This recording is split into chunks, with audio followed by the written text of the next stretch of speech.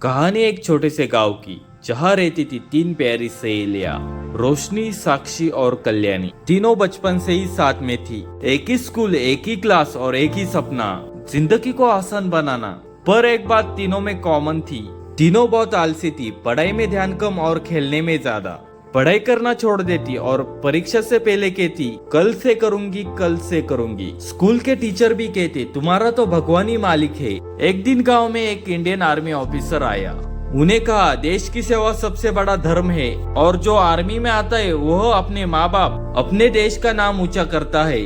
अगर तुम आर्मी में जाओगे तो ना खेतों में काम, ना बर्तन मांजने पड़ेंगे, बल्कि लोग तुम्हें सलाम करेंगे। तीनों सहेलियां ध्यान से सुन रही थी। जैसे ही पीच खत्म हुई, साक्षी हंसते हुए बोली हमसे तो ये सब नहीं होगा।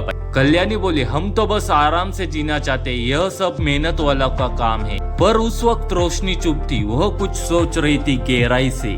रात को घर जाकर उसने माँ से कहा माँ मैं आर्मी में जाना चाहती हूँ। माँ बोली बेटा यह तो बहुत मुश्किल काम है, सुबह जल्दी उठना, दौड़ लगाना, पढ़ाई करना। रोशनी ने कहा हाँ माँ मुश्किल तो है, लेकिन नाम भी तो बहुत बड़ा होगा। धीरे धीरे उसने अपनी जिंदगी बदल दी। जहाँ पहले वो देर से उठती, अब सूरज निकलने से पहले उठ जाती। गांव के लोग मजाक उड़ाते थे तुम लड़की हो, आर्मी ऑफिसर नहीं बन सकती। पर उसने कभी हार नहीं मानी। वक्त बीत गया, साक्षी और कल्याणी वही के वही रह गई। कभी मोबाइल में, कभी बातों में, कभी सपनों में खोई रहती थी। और एक दिन गाँव में एक बड़ी खबर आई, आज हमारे गांव की एक बेटी इंडियन ऑफिसर बन गई। पूरा गांव दौड़ पड़ा देखने। तिरंगे के साथ गर्व से सर उठाए आर्मी यूनिफॉर्म में एक लड़की आ रही थी। उसके चेहरे पर आत्मविश्वास था और उसके आंखों में वो चमक जो कभी सपनों में दिखती थी। साक्षी और कल्याणी चुपचाप देख रहे थे। उनके दिल में थोड़ी सी खुशी भी थी और थोड़ी सी जलन भी थी। रोशनी ने आकर मुस्कुराते हुए कहा देखो मैंने कहा था ना,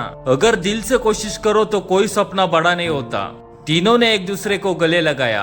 कहानी की सीख, जिंदगी तब बदलती है जब तुम खुद को बदलने की ठान लेते हो। मैं हूँ आपका दोस्त अभिषेक। वीडियो कैसी लगी जरूर बताएं कमेंट में।